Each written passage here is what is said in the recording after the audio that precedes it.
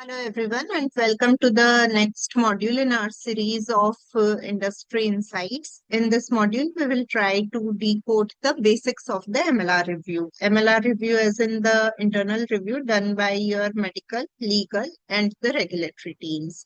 So, for many of us, it is a pain point because the MLR review would mean endless cycles of revisions. There may be instances of conflicting feedback from the different teams.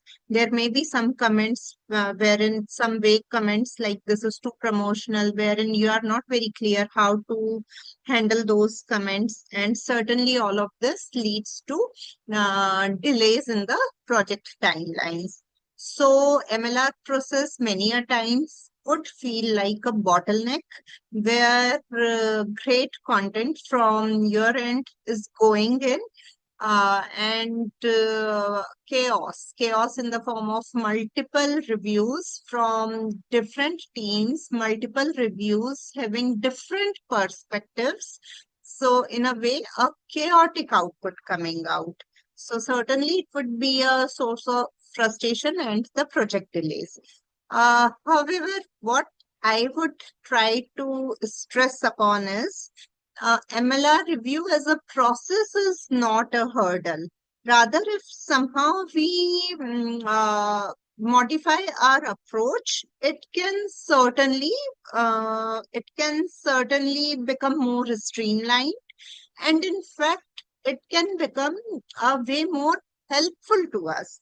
Okay, so first and foremost thing is about changing the mindset. We have to understand that it is not our adversary, it is an ally to us.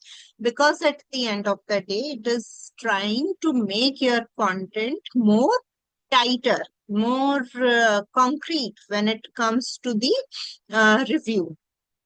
So, see, this mindset which says MLR review is a hurdle I have to get over, this has to go away and it has to be replaced by MLR is your expert partner in ensuring the compliance. It will certainly protect the company, the patients, and most importantly, your work. So it will give your work the safety net which it requires. So as I mentioned, MLR stands for M as in the medical partner who is reviewing your content, the scientist. His focus will be on ensuring the clinical accuracy, fair balance, and data integrity, data accuracy in your content. So his comments will be focused on these aspects. Now coming to the legal will talk about risk mitigation for the company as a whole, right? So it will, if by chance, if by mistake you have gone ahead with off-label promotion, the legal feedback would catch it up. And then coming to the regulatory, in a way it is the rule keeper. So it will give comments related to the adherence to FDA, EMA, and in India, UCPMP guidelines and codes. So you will get an umbrella of comments from these three reviewers covering their own area of expertise. So what should be done? See, from my experience, what I have realized and what I would also suggest is to is to follow a three-step, rather three-phase framework. Okay, so even before you go ahead and submit your document for MLR review, go for a pre-submission because it will, if your foundation is strong, if few mistakes or gaps or loose areas get picked up at the pre-submission stage, then nothing like it. It will streamline the entire process. And then content. Ensure that while you are drafting the content, you are sticking tightly to the compliance guidelines. Certainly, these two phases are, if you are trying to make these two phases as error-free as possible, the third phase of the outcome would certainly, the finish line would certainly be far more easier for you. right? And try to also in the third phase, when you are submitting, when you are actually submitting the document for the MLR review, whatever review comments you are getting from your partners, the ML and R partners, try to incorporate them in a very streamlined, in a very coordinated manner. We will talk about it. So let's start with the first phase, the power of the pre-brief. Generally, we skip it because many a times it happens that we are given tight timelines. So to match those timelines, we go ahead and directly draft the content and submit it for the MLR review. However, my suggestion, try not to skip this first process. Create a one-page MLR pre-submission brief. Brief would it is like a cover letter. So it will have the objective, it will have the audience, it would have those 1 to 3 core messages which you are going to cover in your document. And certainly uh, do include references, because once you give references, it gives the confidence, it gives the other person the confidence in your document.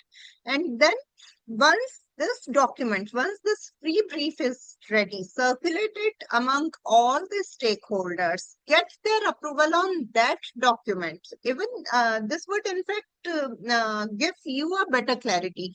Many a times there may be in the objective, it's very human. Now, out of 3 objectives, you may not have understood one objective clearly. So once you get their perspective on this pre-brief document, you will get clearer on the requirements. And then align. So in a way, you yourself have to get aligned, and you have to align the team on the strategy before you create the content. So this would be your ultimate pro move. Now coming to the next phase, writing. So when we talk about writing, first and foremost, reference everything, annotate everything. Every claim, especially the data point, must be linked to a specific highlighted reference. A fair balance. Fair balance would mean even if if a drug has 7 is efficacious in 7 conditions, there may be, and even if there is a single adverse effect, side effect, you need to document that side effect uh, along with the drug efficacy. So everything needs to be documented transparently. The language should be very clear. No need to make it, no need to go ahead and write a novel. Stick to the data. Your data will speak for itself, right? And ensure graphs are clear and not misleading. This has to be done. Yeah. Please do not truncate the y-axis. Now coming to, if we talk about annotating. So as we have covered in our other modules also, this is one of the foundation steps for a medical writer. Annotate whatever you are writing, right? So if it is about this claim, like drug X demonstrated a 54% reduction in symptoms, which was statistically significant, the perfect annotation would look like this, right? Exact page number, if possible, even the table number, because this will tell your reviewer, it will save his time, it will give him the confidence in your data. So please annotate everything. Now, once you have written the document, first and foremost, give a pre-brief. Align all the stakeholders. 2, while drafting, while compiling, while synthesizing the data, annotate everything. Now, when it comes to responding to those comments which you have received from all the 3 teams, first and foremost, about the mindset, they are your they are your team, which is trying to improve the content, which is in a way trying to provide you the safety net for the saving you from any troubles later on, right? So don't, yeah, be very professional. See, if I write simply done or accepted, try to use write simple sentences. However, they should look complete and polite enough. Comment like instead of a simple done or accepted, go ahead and write comment accepted, updated the text as requested to improve the clarity. Because this will show that you, it will give the other person a feeling of being a team, right? And if there is a point wherein you disagree with the comment, then it should be presented very properly, like comment noted. My intent was give your data along with the data, give the reference point, and then maybe you can ask for a discussion on that particular comment.